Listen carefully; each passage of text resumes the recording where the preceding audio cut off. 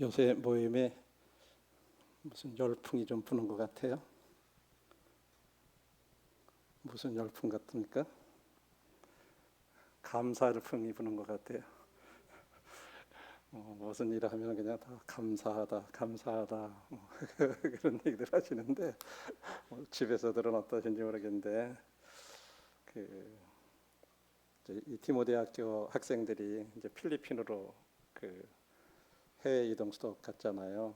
근데 거기 세부에서 6.9인가 뭐 7인가 하는 그런 아주 강진이 있었는데 아이들이 이제 다 마치고 이제 세부 공항에서 이렇게 이제 출발하려고 대기하고 있는 상태인데 이제 지진이 난 거예요. 그러면 너무 놀래고 비행기도 이제 못 뜨고 막 그런 일들이 실제 벌어져서 이제 막 아이들이 거기서 국내로다가 전화를 하고 막 그랬는데 그래서 이제 저도 그런 소식을 듣고 이제 새벽 2시인가 이렇게 이제 그 문자를 이렇게 봤어요. 그래서 세부에서 지진으로 입국 못했다는 소식으로 놀랬었죠 하고 이제 문자를 보냈더니 네, 그래서 어젯밤에 안전히 잘 돌아올 수 있도록 기도했는데 방금 전 인천공항에 잘 도착했다 연락 왔습니다. 그러면서 제가 아침에 이제 비행기가 아침 이제 좀 늦게 하여간 지연돼서 출발해서 이제 사실은 그 전날 도착해야 되는데 이제 하루 지연돼가지고 도착한 거예요. 그래서 이제 아침에 잘 도착했다 그러면서 아이가 하나님 의지하는 좋은 경험을 할 수 있게 해주셔서 감사됩니다. 감사하고 그다음에 아이들이 많이 놀랬고 부모님들도 놀라셨겠지만 저희 가정이 기도할 수 있던 시간을 주셔서 감사했고 무사히 도착할 거라는 믿음도 있어서 아이를 잘 도닥여 줄 수 있었던 것 같아요 하면서 그런 와중에도 하여간 감사했다 하는 이제 그 문자를 보면서 이게 이제 감사가 지금 이 사람 저 사람한테 다 전염이 되고 있구나 그런 생각을 했습니다. 참 좋은 것 같습니다. 그래서 어디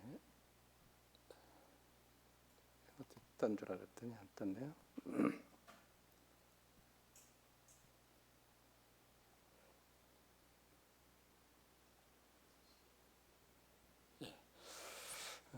이제 이번까지 이제 4번에 걸쳐서 교회와 관련된 이런 말씀들을 이렇게 이제 오늘까지 이렇게 전하는데 오늘 저녁에는 이제 교회 질서와 이런 성도들 간의 화평을 이루기 위해서 교회의 머리 대신 그리스도께 순종하는 삶을 우리가 살아가야 된다 하는 이런 부분들을 생각하면서 오늘 질서와 화평의 하나님 그리고 교회의 머리 대신 그리스도라고 하는 주제로 이렇게 함께 말씀을 생각해 보겠습니다. 본문은 2군데 말씀을 찾아보겠는데요. 고린도전서 14장 33절과 골로새서 1장 18절 두 말씀을 먼저 찾아보겠습니다. 하나님은 고린도전서 14장 33절 화면 이렇게 보셔도 좋겠어요. 하나님은 무질서의 하나님이 아니시오 오직 화평의 하나님이시니라. 거기까지만 읽겠습니다. 이 말씀은 사실은 좀 머리 대신 그리스도 안에서 교회가 지켜야 될 지녀야 할 어떤 질서의 본질을 이렇게 지닌 그런 드러낸 말씀인데요. 사실은 이 고린도 교회 안에 은사의 남용으로 인한 여러 가지 혼란들, 특히 이제 예언과 방언에 대해서 그걸 사용하는 데 있어서 아주 무질서한 이제 그런 상황을 이렇게 바로 잡으려는 그런 어떤 바울의 권면의 말이기도 합니다. 이제 바울은 그 예배와 교회 질서가 그냥 단순한 어떤 인간적인 제도라든지 사회적 관습에서 비롯된 것이 아니다라고 하는 것을 지금 얘기하고 있어요. 그러면서 이 교회의 머리 대신 그 그리스도의 성품, 곧 화평과 조화의 그 하나님을 이 교회 가운데서는 이렇게 반영해야 된다 하는 것을 이렇게 강조하는 그런 말씀입니다. 그 다음에 이제 골로새서 1장 18절에서는 그는 몸인 교회의 머리시라. 그가 근본이시요 죽은 자들 가운데서 먼저 나신 이시니 이는 친히 만물의 으뜸이 되려 하시며, 주님이 그리스도께서 교회의 머리가 되신다 하는 이 부분을 이렇게 이제 두 말씀을 오늘 함께 생각을 해보기를 원합니다. 먼저 이제 이 고린도 지역을 생각해 보면, 고린도 지역은 이제 항구에 이렇게 있었기 때문에 특별히 이제 우리나라도 그렇지만 뭐 이제 옛날에 이 장생포라든지 이런 데 가면 바닷가는 미신이 참 많잖아요. 거기도 마찬가지. 그 당시에는 그래서 그 바닷가 애들은 그런 바다 신이라든지 이런 것들을 막 달래기 위해서 많은 신전들이 이렇게 이제 생겨나는 거예요. 고린도도 마찬가지로 다양한 신전들이 있고 어떤 종교적인 축제가 가득한 그런 다원적인 도시였고, 또 여기 언급은 안 했지만 또 선원들이 거기 와가지고 내렸다 한참 머물렀다가 그러다 보니까 선원들이 또 어떤 성적인 타락들, 그래서 도덕적으로도 굉장히 타락한 도시였고, 그 대신에 돈은 많고 부유하고 그런 도시였어요. 그리고 그러다 보니까는 이제 종교적으로도 굉장히 막 섞여 있는 다원적인 이제 그런 도시였어요. 그래서 이제 당시에 이제 그리스 로마 세계의 그런 이 종교 의식들은 굉장히 어떤 황홀한 거, 막 이런 것들을 추구하고, 그다음에 어떤 그 무질서한 언어 현상과 이렇게 이제 연결돼 있는 그런 부분들이 있었어요. 이제 종교적 축제라든지 이런 것들 여러 가지들 하면서. 그런데 이제 바울은 이제 그런 현상을 보면서 하나님의 교회는 달라야 된다. 이런 이교적인 무질서와는 달리 하나님 나라의 질서를 반영해야 된다. 바울이 그거 가서 보니까 진짜 막 신전과 여러 가지 축제와 이런 것을 하면서 그들이 막 그냥 황홀하게 열광적으로 막 이렇게 하면서 여러 이런 것들을 보면서, 그런데 이제 고린도 그 가운데 복음을 전해서 고린도 교회가 이렇게 이제 탄생이 되고 그랬지만 여전히 그런 문화적인 영향들을 교회가 받고 있었던 거예요. 고린도서의 배경은 우리는 그런 것을 이해할 필요가 있어요. 그런 가운데서 지금 가보니까 거기에 이제 교회 안에 막 예언과 방언과 뭐 이런 걸로 인해 가지고 막 그 사용하는 데 있어서 막 뭐 사람들이 들어가면 이 교회가 도대체 뭐 막 모르는 소리를 막 이 사람 얘기했다 저 얘기했다 막 그러니까 너무 정신이 없고 막 이런 상황들을 보면서 이거는 하나님은 그런 무질서의 하나님이 아니시고 질서의 하나님이시고 또 화평의 하나님이신데 이 교회가 이래서 되겠나? 그래서 이제 그 말씀을 이제 이 고린도서 14장 33절의 말씀을 얘기를 한 거예요. 거기에 사용된 언어적인 것을 이렇게 보면 이 화평이라고 하는 단어는 이제 히브리어로는 샬롬이라고 이제 우리들이 평안하세요, 화평하세요 인사말로 우리가 이제 이렇게 이해를 하는데, 그냥 그 평화라는 말만 있는 게 아니에요. 이 샬롬이라는 말 속에는요 온전한 질서와 조화라고 하는 어떤 그런 내용이 사실 포함되어 있어요. 그런 속에 화평하는 것. 그래서 바울이 14장 33절에서 말하는 그 화평이라는 단어는 그런 온전한 질서와 조화라고 하는 것이 내포된 그런 단어를 사실은 사용하는 거예요. 그리고 하나님은 무질서의 하나님이 아니시다 그랬을 때 그 무질서라고 하는 헬라어 단어의 뜻은요 혼돈이나 반역을 뜻하는 어떤 정치적인 용어였어요. 쉽게 하면 정치적으로 막 그 반역하고 막 해가지고 나라가 어지럽고 혼란스럽고 하는 그 단어가 사실은 무질서라는 단어. 하나님 그런 하나님이 아니시다. 그래서 하나님의 백성의 그 교회는, 하나님의 백성들로 이루어지는 그런 교회는 어떤 그런 무정부적인 그런 혼돈이나 그런 게 아니라 그리스도의 통치 아래 있으면서 질서가 있어야 된다 하는 것을 사실은 그 말 속에서 이렇게 그 언어 속에서 얘기를 하고 있는 거죠. 그리고 이제 골로새서 1장 18절에서 그는 몸인 교회의 머리라 할 때 그 머리에 해당되는 헬라어는요, 권위 또는 근원이라고 하는 그 두 의미를 다 포함한 그렇게 가지고 있는 그런 단어입니다. 그래서 교회의 그 질서라고 하는 것이 그 머리 대신 권위가 대신 그 주님으로부터 그런 질서가 오는 거다 하는 것을 그 말씀 속에서 얘기를 하고 있습니다. 그래서 먼저 이제 서론적으로 보면 우리들이 읽은 그 말씀에서 하나님은 무질서의 하나님이 아니시오 오직 화평의 하나님이시라. 사실은 고린도 교회가 은사가 굉장히 풍성했어요. 그럼에도 불구하고 예배에서 굉장히 혼란과 무질서가 일어났어요.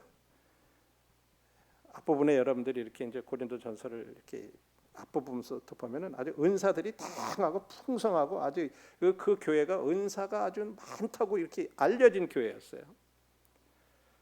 그런데 그 은사가 풍성한 게 거꾸로 굉장한 혼란을 가져왔어요. 그래서 방언과 예언을 막 서로 막 방언도 하고 예언도 하고 막 뒤섞여 가지고 막 교회 안에서 그렇게 하는 거예요. 그래서 질서 없는 그런 예배가 반복되고 교회 안은 혼돈의 장이 이렇게 돼버린 거죠. 마치 세상에서의 어떤 그 경쟁이라든지 과시라든지 이런 것들이 막 교회 안에 이렇게 들어와 있는 거예요. 그러면 내가 막 예언도 잘하고 방언도 잘하고 뭐 정신이 없는 거예요. 그러니까 이 고린도전서 읽어보면 야 너희들이 막 그렇게 교회에서 알아듣지 못하는 말로 막 그러면 되게 믿지 않는 사람한테 들어왔다 너희들 미쳤다 하지 않겠냐? 어떻게 이렇게 교회가 이렇게 무질서하냐? 막 그런 얘기를 한 거예요. 그러면서 1만 마디 방언하는 것보다 깨달은 마음으로 5마디 말하는 게 더 낫다. 이런 말들이 이런 데서 나온 거예요. 이제 교회 분위기가 그랬다는 거죠. 그 당시. 그래서 바울은 그런 상황을 향해서 지금 단호하게 지금 이렇게 말한 거예요. 하나님은 그런 무질서의 하나님이 아니시다. 그리고 하나님의 교회는 하나님의 성품이 나타나고 그런 곳이 되어야 된다. 그래서 하나님의 교회는 질서가 있고 서로 화평하고 그런 것들이 나타나야 되는 거다. 이렇게 단호하게 말씀을 했던 거예요. 이게 우리들이 먼저 이 본문을 그 두 본문을 이해할 그런 배경적인 그런 말씀인데, 그래서 이제 두 본문에서 우리에게 주시는 3가지 교훈이 있어요. 첫 번째는 방금 말씀드린 하나님은 무질서가 아닌 질서의 하나님이시다. 무질서의 하나님이 아니시라는 거예요. 진짜 하나님은 질서의 하나님이시다. 그 다음에 두 번째로 교회의 머리 되신 그리스도의 다스림 안에서만 화평이 있다. 화평이라는 것이 우리가 진짜 머리 대신 그리스도를 인정하고 그분의 다스림 아래 통제 아래 우리들이 있을 때만이 교회에는 또 성도들 간에는 화평이 있을 수 있다. 그리고 세 번째, 그리스도께 순종할 때 여러 가지 갈등들은 화해로 변할 수 있다라는 이 3가지를 말씀을 하고 있습니다. 오늘날 우리들에게도 이것은 굉장히 중요한 그런 부분인데, 첫 번째, 하나님은 무질서가 아닌 질서의 하나님이다 했을 때 그 질서의 하나님, 우리는 그것을 3가지 면에서 이제 하나님은 처음 창조할 때부터도요, 하나님은 진짜 하나님의 본질은 질서의 하나님이라고 하는 질서라고 하는 것이 창조 가운데서도 나타나 있다. 그래서 저희들이 잘 아는 창세기 1장 1절로부터 10절 우리 한번 잘 아는 말씀이지만 다시 한번 우리가 같이 한번 이렇게 읽어봤으면 좋겠습니다. 창세기 1장 1절부터 10절입니다.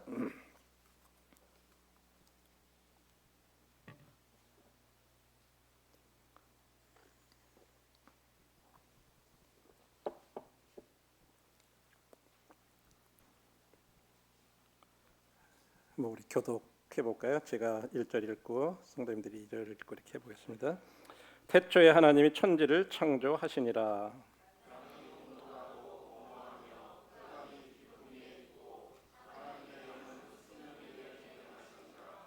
하나님이 이르시되 빛이 있으라 하시니 빛이 있었고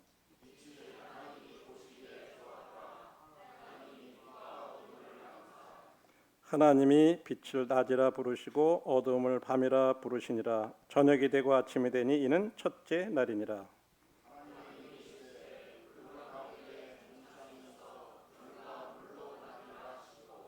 하나님이 궁창을 만드사 궁창 아래의 물과 궁창 위의 물로 나누게 하시니 그대로 되니라.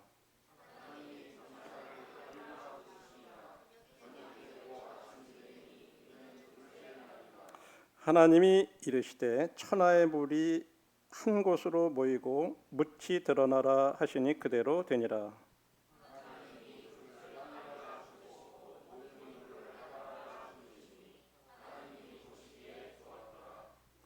예, 1절로부터 10절을 보시면 거기 땅이 혼돈했다 어떤 그런 말씀들이 있어요. 그러니까 혼돈 속에서 지금 이런 그 질서를 세우시는 하나님, 하나님의 본질은 처음부터 이렇게 질서 있는 하나님이시라는 거예요. 그래서 우리가 읽은 대로 이 창세기에서는 혼돈의 땅 위에 하나님 이렇게 질서를 세우셨어요. 그래서 빛과 어두움, 낮과 밤, 땅과 바다 이렇게 나누시면서 이 세상의 질서를 정연하게 만드신 것이 이제 처음부터 나타나는 거예요. 창조 가운데서 벌써 하나님의 본성, 본질은 이렇게 질서의 하나님이시구나 하는 것을 말씀하고 있어요. 그다음에 이제 두 번째는요, 예배 속에 이 창조의 그 하나님의 성품이 그 질서라고 하는 하나님의 그 성품이요, 교회 안에서도 동일하게 나타나고 있다고 하는 거예요. 그래서 하나님은 예배 가운데, 예배 속에 그 하나님의 본질이 질서라고 하는 것을 이렇게 나타나셨는데, 고린도서 14장 26절에 보면 이제 이런 말씀이 있어요. 그런즉 형제들아 어찌할까? 너희가 모일 때 각각 찬송시도 있으며 가르치는 말씀도 있으며 계시도 있으며 방언도 있으며 통역함도 있나니 모든 것을 덕을 세우기 위하여 하라. 하나님은요, 교회의 덕을 세워지도록 하기 위해서 은사 이런 것들이 주어졌다고 말씀하고 있어요. 그래서 이 예배를 드리는 가운데서도 하나님은 질서가 지켜지기를 원하시는 거예요. 그래서 찬송시다 하고 또 가르치는 말씀도 이렇게 어떤 순서를 따라서 이렇게 하기를 원하는데 막 이 사람이 일어나서 막 얘기 안 했다, 저 사람이 했다, 막 이런 거예요. 이제 지금 그걸 얘기해요. 하나님은 그런 분이 아니다.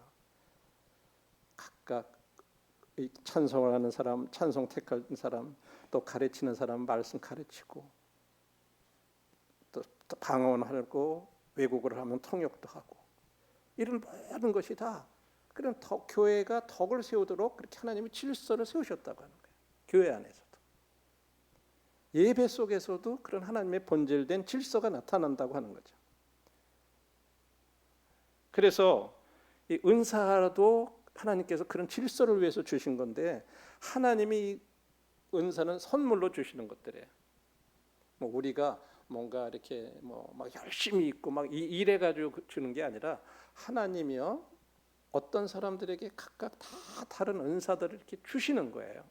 그래서 그 은사가 그 교회 안에서 이렇게 잘 사용돼서 교회가 질서 있게 잘 운영될 수 있도록. 그런데 그 은사가 교회를 세우지 못하면 결국 이제 무질서가 되는 거예요. 은사대로 교회 안에서 이렇게 서로 사역하고 섬기고 이래야 되는데, 은사를 따라서 하지 아니하면 교회가 이제 무질서하게 된다고 하는 거예요. 우리는 은사를 주신 목적이 교회의 덕을 세우기 위해서 주셨다는 것입니다. 다른 말씀을 통해서 볼 수가 있어요.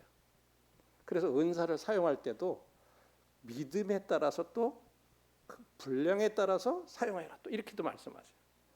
똑같은 은사인데 그 은사를 가진 사람의 믿음의 분량에 따라서도 또 다르다는 거예요. 이런 이제 여러 가지들을 하나님은 진짜 이런 질서의 하나님이시라 하는 것을 이렇게 이제 말씀하고 있고, 그런데 이제 오늘날 우리들이 이제 교회를 이렇게 살펴보게 되면 때로는 은사라고 하는 어떤 그런 이름 하에 오히려 무질서가 일어나고 예배가 혼란스러워지는 경우들이 있다고 하는 거예요. 나에게 그런 은사가 주어졌다고 이제 생각하고 그냥 막 마구잡이로 그런 은사를 그냥 이렇게 막 이렇게 하려고 그러고, 그래서 실제적으로 어떤 모임들은요, 사실 그런 것 때문에 이 말씀을 이렇게 전해야 되는 어떤 그런 부분들이 있잖아요. 근데요, 뭐 내가 말씀의 은사 받았다 그러면서 자꾸 하겠다고 그러고 그러면 이제 그런 걸로 인해 가지고 교회가 이제 막 어려워져요, 실제적으로. 근데 이제 은사를 가진 분들이 예를 들어서 이제 말씀을 전하거나 그랬을 때는 이제 그걸로 인해서 이제 성도들이 이제 덕을 세워 있고 이제 이렇게 되는데, 아닌 분들이 내가 은사가 있다 그러면서 이제 앞에 나와가지고 이제 막 어떻게든지 강단에 쓰려고 그래가지고 예를 들어서 그렇게 했다. 그러면 이제 성도들은 막 힘들어하는 거예요. 막 어렵고 그 시간에 막 힘들고. 이렇게 해서는 안 된다는 거죠, 은사가. 이건 이제 질서를 따르지 않을 때 그렇게 되는 거예요. 근데 세 번째로는 창조 때 나타난 그 하나님의 그런 질서, 또 우리들이 교회 생활에서 예배와 이럴 때 나타나는 하나님의 질서, 그 다음에 하나님은 우리 개인의 삶 가운데서도 하나님은 이런 하나님의 본질인 질서가 나타나게 원하신다고 하는 거예요. 이게 굉장히 중요해요. 개인의 자유가 교회를 해칠 때는요, 그런 무질서로 흐를 때 하나님의 질서는 왜곡된다고 하는 거예요. 뭐 주님 안에서 우리 다 똑같은 거, 다 똑같잖아. 다 구원받은 형제고 자매고, 뭐 이렇게 생각하고 어떤 내 자유다 이렇게 생각해가지고 마음대로 이렇게 하면은요, 교회 안에서는 그것이 오히려 그 개인의 자유가 교회를 해치는 무질서가 됩니다. 사실 질서는 억압이 아니에요. 우리가 질서를 지켜야 돼, 뭐 한다 그러면 사회적으로는요, 막 질서 지키려면 강제로 뭐 경찰도 동원하고 뭐 하고 막 이래가지고 막 질서 세우다 보니까 질서 지키라 그러면 벌써 억압하는 거고 강제로 하는 거다 하는 그런 인식이 있잖아요. 하나님 그런 분이 아니에요. 하나님 나라의 질서는 교회를 세우는 질서라고 하는 거예요. 마치 여러분 오케스트라 연주할 때 보면 많은 악기들이 막 자기 멋대로 막 소리를 내게 되면요, 어떻게 돼요? 그건 그냥 소음이 돼 버려요. 그런데 지휘자의 손길 안에서 뭐 하라 그럴 때 뭐가 나오고 뭐가 나오고 이러면서 막 하면요, 그게 어우러져 가지고 감동의 고향곡이 흘러나오는 거예요. 그렇죠? 이 하나님께서 하시는 일이 마치 우리 각 사람들은 다 어떻게 보면 각각 악기라고 생각하면 막 내가 하고 싶은 대로 막 이렇게 하는 것과 하나님의 손길 아래서 그 지휘자에 따라서 이렇게 움직이는 것처럼 이 성도들이 각각 은사를 따라서 자기들이 할 어떤 그런 일들을 할 때 거기는 진짜 아름다운 소리가 나오는 거예요. 교회의 예배도요, 하나님의 질서 안에 있을 때 아름다워진다고 하는 거예요. 우리들이 예배 드리는 거에 대해서 지난주에도 한번 말씀을 드렸잖아요. 교회가 자유분방하고도 안 되고 또 예배들이 그렇고 또 어떤 틀에 박힌 형식적인 어떤 그 틀에 박힌 것처럼 가도 안 되고, 그래서 교회 예배도 이런 하나님의 질서 안에 있을 때에 아름다워진다고 하는 거죠.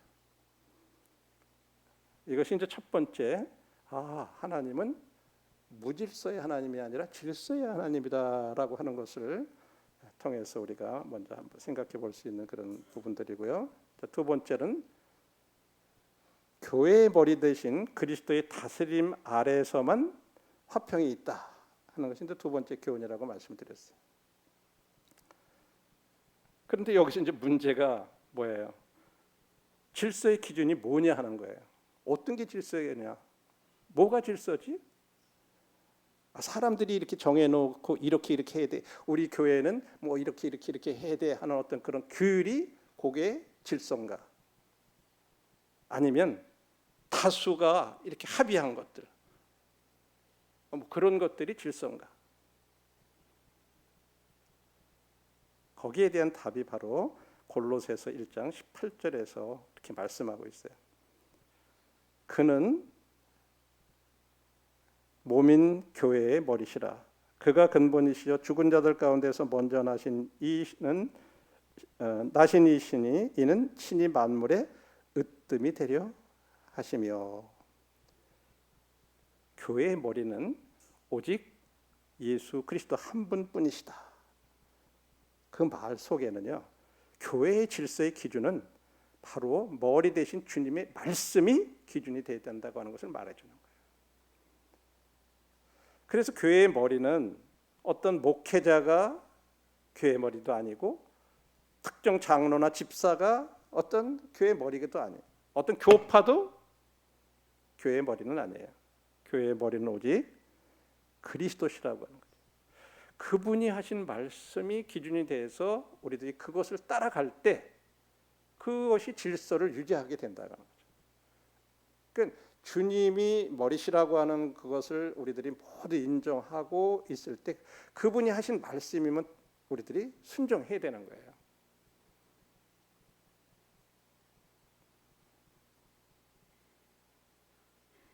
주님이 다스리시면요, 이 머리가 되신 주님은요, 우리를 다스리실 때 억압적으로는 어떤 권력이라든지 이런 걸로 우리를 다스리시는 분이 아니라 거꾸로 섬김으로, 그 섬김에서 나오는 권위로 우리를 다스리신다고 하는 거예요. 그래서 주님도 나는 섬김을 받으러 온 것이 아니라 섬기러 왔다, 이렇게 말씀. 주님의 권위는 섬기는 데 있으셨던 거지 억압하는 데 있지 않으셨어요. 자기를 십자가에서 자신을 비우시고 죽기까지 순종하신 분이에요. 그분의 다스림 안에 우리가 있을 때 교회는요, 참된 평화를, 화평을 경험한다고 하는 것입니다. 우리들이 모두가 그런 주님의 권위 아래 우리가 있다고 하는 것을 인정하고 이렇게 그 주님이 하신 말씀의 기준에 따라서 우리들이 행할 때 거기에 화평이 있다고 하는 거죠. 그러나 인간의 권위 아래 있을 때는요, 이 교회의 머리가 사람이 되면요, 거기에는요 반드시 다툼이 일어나게 돼 있어요. 반대로 그리스도의 다스림 안에 있을 때 화평이 세워진다고 하는 거죠. 그리고 세 번째는 그리스도께 순종할 때 갈등은 화해로 변한다고 하는 것이 이제 세 번째 교훈이었는데, 이제 어느 교회인데 이제 찬양을 어떤 스타일의 찬양을 할 건가 하는 문제로 큰 갈등을 겪은 한 교회인데, 요즘 여러분들이 아시는 대로 젊은 세대들은, 나이 많은 사람들은 젊은 세대들이 이렇게 노래하는 것조차도 따라가기 어려운, 무슨 말인지도 모르는 그런 막 말들이 있잖아요.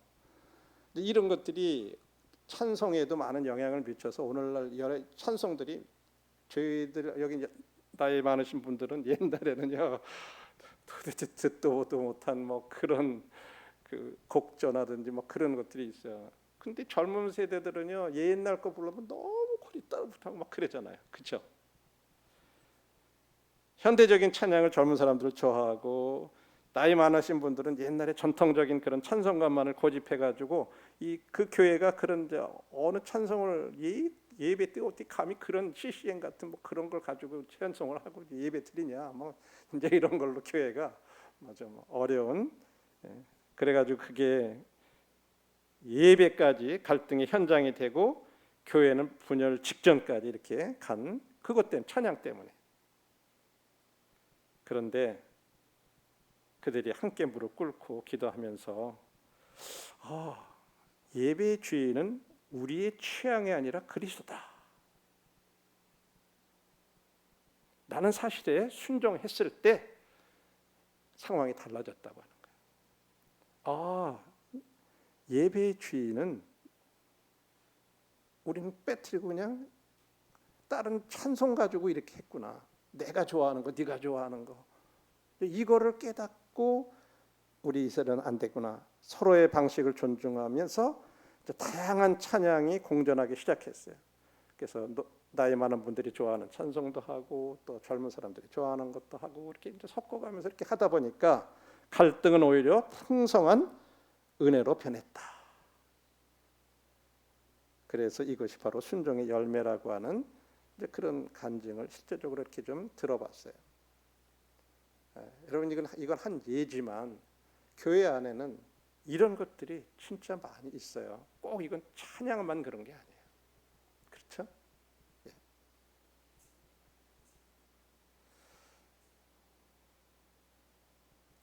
그래서 우리가 그리스도의 십자가 앞에 나가서 자기 취향과 욕망을 이렇게 내려놓을 때 교회의 갈등은 화해로 바뀐다고 하는 거죠. 서로 화합하고 서로 화목할 수 있다고 하는 거예요. 그래서 이제 순종이라고 하는 것은 그리스도께 순종한다 그럴 때 그 순종은 그냥 단순히 어떻게 정해진 그 규칙을 따라가는 거 그걸 말하는 게 아니라 자기 부인을 통해서 그리스도의 길을 따르는 거예요. 내가 좋아하는 취향이 있지만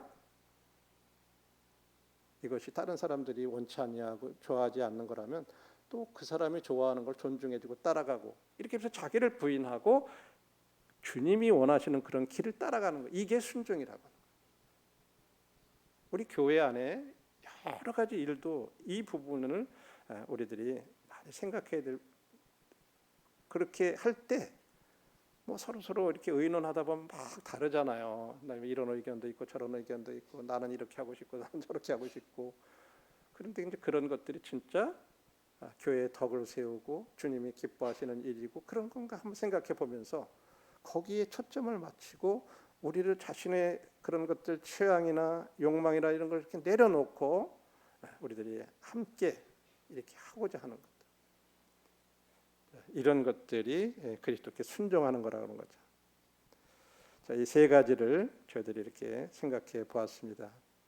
이런 부분들을 실제적으로 저희들의 삶에 적용하는 이런 부분들에 대한 것을 한번 좀 생각해 보겠습니다.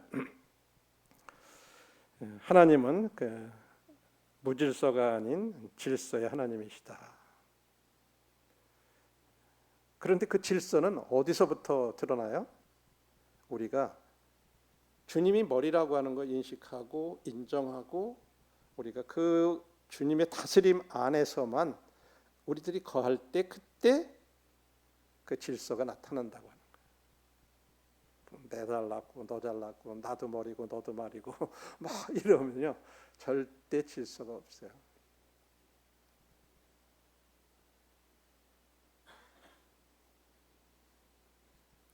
그래서 우리가 그리스도께 순종할 때 이게 이제 굉장히 중요해요.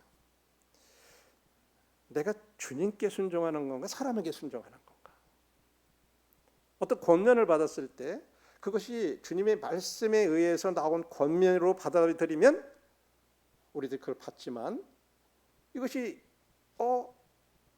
사람이 나한테 이렇게 한 거라고 생각하면 받기가 어려워요. 그렇죠? 힘들어져요. 그러나 우리가 그것이 주님의 말씀에 의한 그런 것들이라면은 우리는 그리스도께 순종하듯이 그 말씀에 순종해야 된다고 하죠.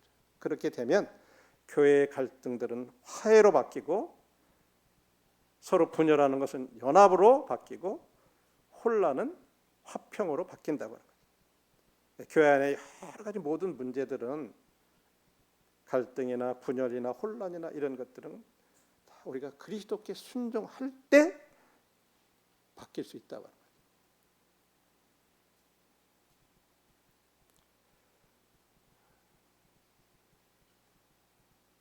그래서 교회는요, 세상 속에서 하나님의 나라를 드러내야 합니다. 우리가 요즘 교회가 세상에 믿지 않는 사람들로부터 어떤 평가를 받고 있나? 진짜 교회에는 공의롭고 어떤 차별이 없고 어떤 그런 곳이라고 하는 것이 이제 세상에 이렇게 진짜 드러나려면은 우리가 머리 대신 그리스도의 질서와 화평을 우리 안에서 먼저 드러낼 때 세상은 우리를 통해서 그런 하나님을 볼 수 있다고 하는 거죠. 그래서 요한복음에서 진짜로 주님이 기도하시면서 마지막으로 기도할 때 어떻게든지 이 제자들이 하나 되게 해달라. 이것이 주님의 마지막 기도셨어요. 십자가에 달리기 전에. 왜? 하나 될 때 세상 사람들이 하나님을 알고 하나님의 사랑을 알 수 있기 때문이라고 그렇게 했어요. 근데 우리가 하나 되지 않고 뭔가 분열이 되고 막 그러면요, 세상이 하나님의 사랑을 알지 못한다고 합니다.